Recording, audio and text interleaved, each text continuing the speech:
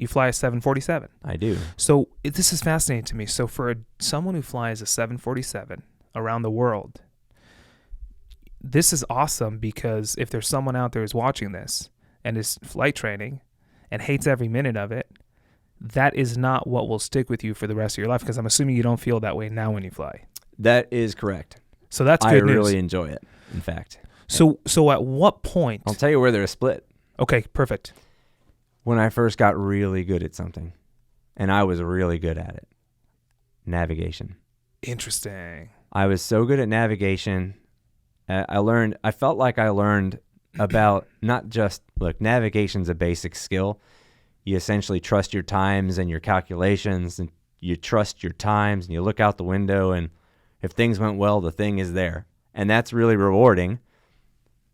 But if you're not connected to the outside world somehow at large, if you've never really been out of your comfort zone, your first cross country is pretty hectic. I mean, it's not all the way across the country for those who don't know. It's, a whole 50 miles, but it's called cross country. It's called a cross country. It's good for getting people into aviation. I'll get to do that. Yep. Exactly. Yeah. The mileage isn't incredible. I think my qualifying cross country was like 51 nautical miles or something like that.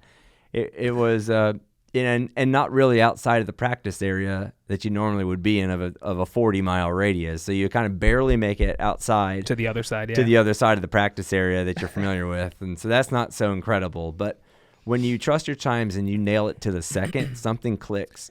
Or something clicked in me, and it was more than just a feeling of accomplishment of having done something properly. It was, the world actually works as advertised without me having to see it first.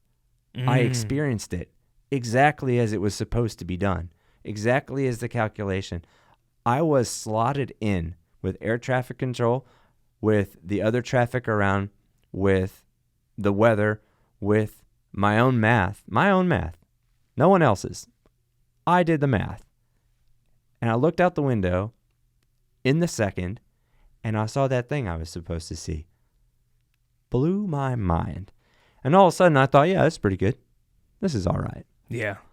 And I looked forward to the next one. First time I ever looked forward to the next flight lesson was after that day. Amazing. So Navlogs is when it clicked.